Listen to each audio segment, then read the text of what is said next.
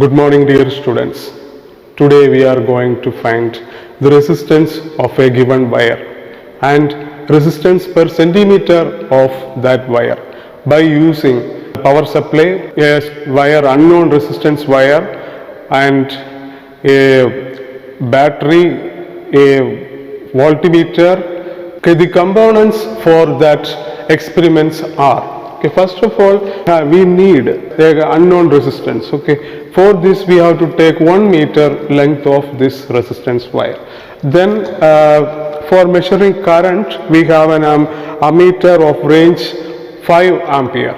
Its range is 5 ampere, and for the voltmeter of 5 ampere also we use. Then we use an eliminator battery or a standard power supply of varying input. Okay, its input is varying from 2 to 12 volt. We can adjust the voltage according to the requirement of our experiment. Okay, and one more thing, we are going to use a standard rheostat.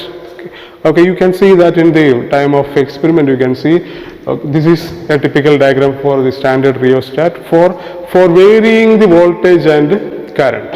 Okay, for this we arrange our desired components. Okay, first of all we have to place our eliminated battery here. Then the corresponding ammeter is here, and the voltmeter also placed.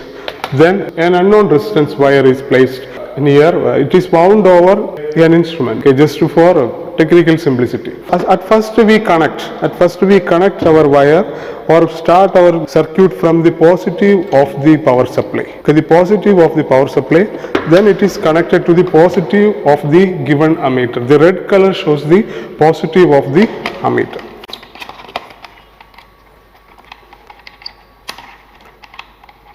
Now from the negative of this ammeter, again now from the negative of the ammeter is the connection is taken and is connected to the positive of the voltmeter. The red color indicates the positive of this voltmeter. So it is connected from the negative end of the voltmeter. From the negative end of the voltmeter we give a connection to our resistance. Okay, the unknown resistance we give the connection.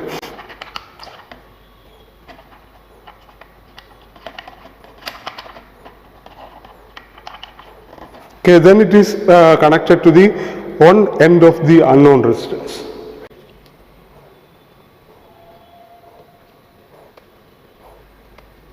From the other end of the unknown resistance we connected to the one end of the rheostat. Okay, now we are giving the connection to standard resistance. Okay, now we are connecting the unknown resistor to the other end of the voltmeter. From the other end of the rheostat we connected to the negative end of the battery through a key. Okay, thus the circuit is completed. Now we are going to give the power supply to our circuit. Okay, this is our given eliminator. Just to switch on the battery of this eliminator also. Now we are going to take the readings. First of all we give 1 to the voltmeter reading, then take the corresponding ammeter reading. Okay, and note down. Okay, now we adjust to and then take the corresponding ammeter reading. Similarly we adjust the voltmeter reading to 3 by adjusting the rheostat. Okay, so take the corresponding ammeter reading. Then up to 4 we adjust the voltmeter reading to 4, then take the corresponding ammeter reading. Once again we are going to increase the voltmeter reading to 5 and take the corresponding ammeter reading and note down the readings. Okay, at first we have to notice the zero correction in the readings. Okay, at first we have to reduce the rheostat. In the time also it shows voltage and current variation. Okay, this is taken as the zero correction for our voltmeter as well as ammeter reading. Okay, now after noting down, this is about 2 is our zero correction, 0.4 is our zero correction, and 0.2 is our zero correction in ammeter reading. Now we are going to adjust the voltmeter reading. that is, we just move the rheostat to get the voltmeter reading to 1. Okay, just adjust, okay, to come to 1. Okay, now you can see the voltmeter reading as 1, and you can get the corresponding ammeter reading. It is seemed to be at 5. Again, we are going to increase the voltmeter reading to 2. Okay, and notice the ammeter reading, it is about 0.6. We will get the ammeter reading 0.6. Okay, now note down the readings. Then increase the voltmeter reading to 3. Okay, you will get the corresponding ammeter reading is 1. Okay, and again we are going to increase the voltmeter reading to 4. Okay, and note down the corresponding ammeter reading. It is nearly 1.3 in the ammeter reading. Note down the readings on the tabular column. Okay, and again increase the voltmeter reading to 5 and take the corresponding ammeter reading. That is, it comes nearly 1.6. It comes nearly 1.6. 5 reading is enough for conducting this experiment.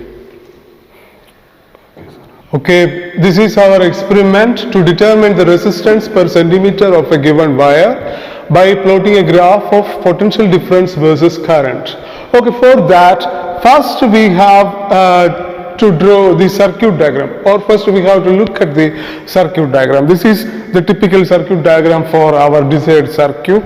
Okay, these are the components. The components are, first one is the voltage source. First of all, we have to take the battery as the voltage source, and a rheostat is taken for varying the given potential difference.